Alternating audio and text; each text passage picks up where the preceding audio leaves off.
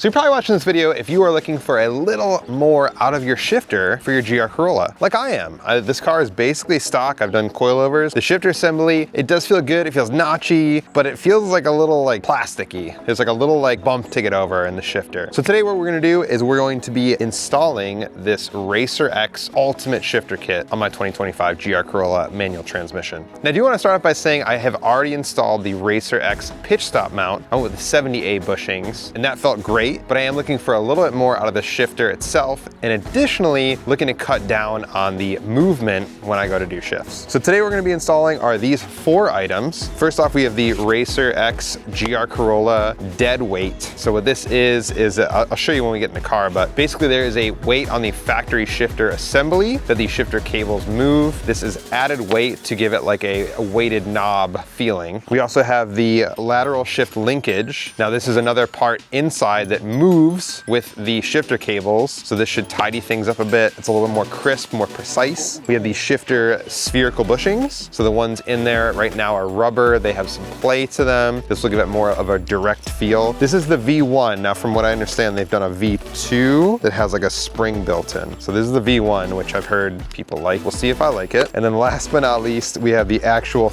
short throw shifter. Now if you're coming from a traditional pendulum style short throw shifter, the newer cars that use the shifter linkage, there is a way where you can, let's say, cheat the system, and instead of having to take the shifter assembly out, replace the pendulum itself, you can just add one of these. I'll show you how it works. It's really cool. It lowers the price. It's a super easy install. It feels the same as if you were to install a typical short throw shifter. So let me lay out what we have here out of the box. Let me talk about the tools we're gonna need, and then let's get to work. I'm gonna go on a limb here. I'm gonna say it's gonna take me 20 minutes to do this whole install, but we'll do a little timer and see how we do. All right, crew, here's what we got. So this is the dead weight. So this replaces the factory one that helps the shifter just give it some weight, some momentum when going into gears. This is a shift linkage. This is what the shift cable attaches to that pushes the gearbox up and down to shift gears. We have our actual short throw shifter. So you'll see what this does, but basically it just changes the position where the shift linkage engages the transmission. And last but not least, these little guys, these are the shift linkage bushings. So yeah, these are spherical. So they're fully metal. There's no rubber bushing in there to give us any slop. So yeah, let's tighten this thing up.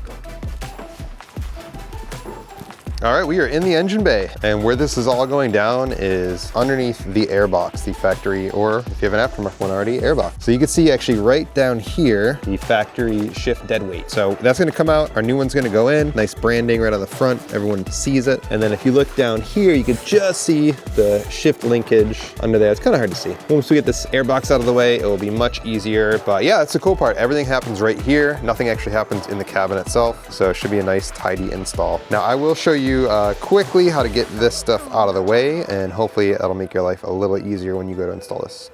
Okay, I do want to get a bit scientific on this. So what I'm gonna do is measure the current factory throw, which is from the neutral position to 3rd gear or 4th gear, and then we'll compare that to the addition of the RacerX shifting products. So I'm actually gonna measure this from as far forward as I can on the car here. So it looks like that's about, we'll say 12 3/4 inches in neutral. Now let's put it in 3rd gear, and that bumps the center just shy of 11.5. And then if I put it back to 4th gear, we're right at about 14 inches. So I put a little chart right here that shows you guys kind of exactly the position or how much travel there is with the factory throw. And then we'll measure this again once we've completed the install. All right, so we're gonna start by taking off the radiator tray because we do have to get this snorkel off. Kind of a big process for literally like one push pot that holds this on, but it's just what we gotta do. So there's 1, 2, 3, 4, 5, 6, 7. All right, so this will come out. Oh, and actually I was wrong. The front scoop is 1 push pot and 1 little snap. This is just gonna be 2 push pots. All right, once that's all set, we are going to undo the connector for the solenoid here, as well as this vacuum line that goes around the entire airbox. We're gonna pull this off the end of the solenoid. What I found that works pretty well is if you try to like rotate it, even if you have like pliers and lightly do it, it'll kind of loosen it up a bit. Oh, there we go. And then we're gonna unplug the MAF sensor at the top here. Now, both these wires, this one and the bottom solenoid wire, do have little things that attach to the airbox. So we're just gonna use like a little pick to undo those, but I'll do that after I remove this. All right, so with the upper airbox, I will undo these 2 clasps. The back has two little knobs that go into the box itself. And then this is actually easier for me to access the clamp, the worm clamp, with it up. So I'm gonna grab a 10 mil and undo that. All right, undid that clip. All right, top of the airbox is off. Just be careful of the math, don't play with that. All right, the lower airbox, this is held in by 3 little rubber grommets, plastic feet from the airbox that goes into them. And once again, it's a little easier to access this little spot here. And I'm just gonna push the sides in with the pick. All right, that's done. And we'll remove this in the meantime with the filter there. All right, and this is all the stuff we're gonna play with today. All right, next thing we're gonna do, at least in my car, is remove this bracket. I know with the 2023 and 2024 models, they have a bit different of a bracket. You guys might have to take this off, you might not if that's one of your cars. So this is what we're working with today.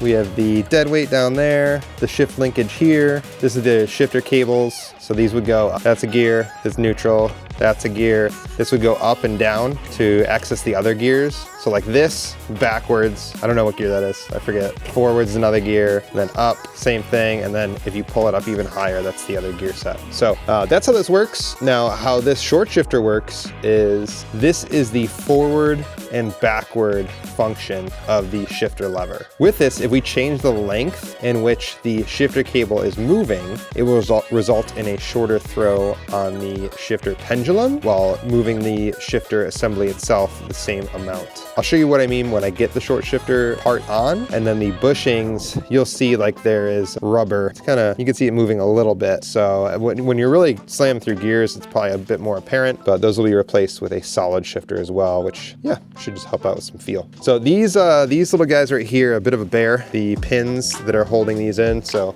I found the best way to deal with these is just to put a flathead in there and kind of pry it up and apart. And I'm just gonna catch this before it flies off into my under tray. So that one's done, cool. I'm gonna grab the washer. All right, and then same with the side one. I'm just gonna go in from a different angle to get that. But this will just simply pull up, and then you can address removing the factory bushings from there. For now, I'm just gonna push this to the side so I can replace the other pieces. All right, so I'm gonna start with doing the dead weight just because that is the quickest and most apparent thing to do after I got these bolts off. So these are gonna be 2 12 mil bolts. These are kind of tough. All right, got those out. That's the factory one. And this is the new RacerX, which is a considerable weight difference between the two. All right, snug these down pretty good. All right, so for the shifter linkage, we're gonna do basically, oh, these are very loose. So RacerX does recommend to, before you take the screws totally out, kind of free up, jiggle things a little bit. All right, and they do include new screws because theirs, since it's machined, it's a bit thicker. Okay, so I'm gonna need the plastic piece that remained. Actually, you know what? I'm gonna leave it in there because I gotta line it up with that anyways. So I'm gonna leave that in there. How's that? All right, and they did say to add some lubrication here, add some lubrication there. This guy's gonna guide in there, and then I'll put some on top of this as well. All right, that's how we're looking. I'm going to guide this right back in where the factory one was, and then I'll install the bolts on there, which I should have done in the first place, but here we are. These being the longer bolts, let's snug these down. All right, so we got our dead weight. We have our shifter linkage, which feels great. We're on to the bushings here. So to remove these old ones, I'm gonna put a screwdriver right in the factory rubber one and just twist it out. All right, we'll get the other one out by doing the same thing. And yep, you can see how wishy rubber these are. All right, so let's start with the left side here. So this is gonna be the smaller of the two. Now the shoulder, this part that retains, kind of holds it in place, is gonna go towards the engine, and then we'll push the, spherical bushing in. And then the one to the right side, the shoulder is gonna be towards the bottom, towards the ground there. So we'll put that in there. All right, okay, so the new ones come with a formed washer, they call it, but mine here did not. I have the V1s. So I'm gonna put just like that. Seems very loose to me. So what do I do here? So for my V1, I'm gonna put the factory washer back on. No, I'm not, because that doesn't fit. So how does this work? All right, got the washer on there and the pin. Actually, I kind of like these pins more. Maybe I use these. Got it, okay. Got the pin in there. Okay, shifter bushings are in. Alrighty, so for the short throw shifter, it's a little different because we're not replacing a factory part, we're actually installing something totally new. So the first thing I'm gonna do is install this rubber piece into this arm. The next thing we'll do is take these threaded dowels and actually insert them into the short throw shifter. Now these take a 4mm Allen key in order to tighten down all the way. All right, got those real snug. All right, this is the part of the video where I tell you it's important to read the instructions before you finish the install, or start the install, I should say. So the dead weight bolts actually have to come out for the short throw shifter install. Silly me, if you just want to throw the dead weight in, then you know how to do it now. Okay, so back in we go with our 12mm for these dead weight bolts. Now ours will come with some longer M8 bolts for the short throw shifter to fit through as well. So we'll go back in here, remove our pin, our washer, and basically what we're going to do is flip this thing upside down because the new RacerX one, the threaded end of this stud is going to face down, and you could twist the shifter linkage a little bit to get the right position here. What we're going to do is just space this thing down, put our washer back on, couple of these spacers, and then we'll use the threaded nut to hold this on as opposed to the pin there. The stud there started spinning a little bit, which I think it's supposed to do. So I'm just gonna hold it down with the 4mm. All right, that thing is tight. All right, and then next up, we're gonna put this metal piece with that little bumper on it. This is gonna go over the factory shifter linkage where like the linkage would made up to on that pin, and then also over those threaded studs. From here, we'll use the included washers and nuts, but I will not tighten these all the way until we have our dead weight back on. Here that is.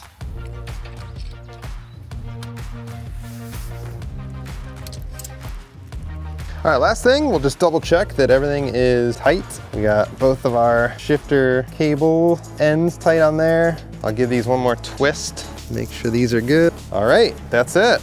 All right, before we put the whole airbox assembly back in the car, I'm gonna try it out and just make sure everything's working, it's engaging correctly, everything feels as it should or better. All right, here's after.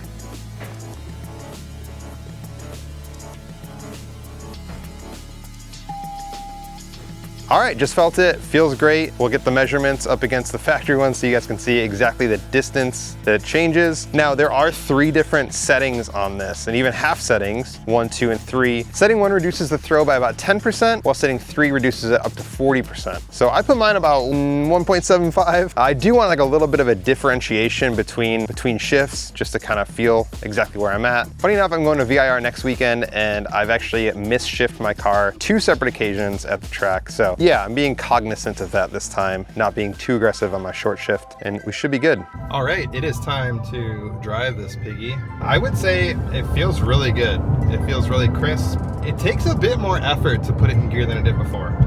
I will say that, but I don't think that's necessarily a bad thing because the engagement is so much more crisp and smoother. It just like takes a little more force. And whether that's due to the dead weight on there, whether that's due to the spherical bushings, you know, and with rubber, there's always going to be like some flexibility. But yeah, it feels really decisive. Like I feel confident when I'm putting it in gear now. I think before, and anyone that's driven a GR Corolla with a stock shifter may be able to relate, but you just get like this like plastic like hurdle. It feels like there's like a bump between the neutral position and getting it in gear. And with this, like that's gone. I feel like I have to like, you know, push it in gear, but it's engaged. The throw feels great to me. I don't think I'd want it any shorter, but it's definitely a marked improvement over the factory throw. I'm really enjoying it. It's what you want out of a shifter. The weighted knob definitely did help give some additional momentum to shifts, whereas the factory one, you know, it feels much better than the factory shifter with no dead weight, that's for sure. If you do like a factory or a lighter weight, like a carbon fiber or something like that, I think the dead weight is, even if you don't do the short throw shifter kit, like the dead weight is definitely an improvement. So I would for sure recommend that. Would I recommend this product to a manual transmission GR Corolla owner? Yeah, I would. It feels really good. What I would probably prioritize if you're trying to do it in stages or on a budget, I would recommend the short throw shifter first, just the feel, the shorter throw that it provides. After that, I would recommend the shifter bushings. Those definitely help reduce a bit of the slop. Like I said, with RacerX, they did release a V2. That has springs in it just to try to eliminate a bit of play in the V1. So the springs in the V2 that are now available, I personally wish I had that version, but these are fine. I just added a washer and it did the trick, but that won't be a problem for you if you were in the V2s. After that, would I recommend the dead weight or the linkage? I would do the dead weight if you have a factory or lightweight shift knob. That feels really good. Like, it really does make a difference. And for the price point, I think it's a really good upgrade if you're looking for a little bit better feel out of your shifter, which if you're doing these upgrades, you probably are. The last thing I would do is the shifter linkage. Does it smooth things out? Yes, it does. Would these other modifications give you a really great feel while saving the price point of the shifter linkage? Yes, they would.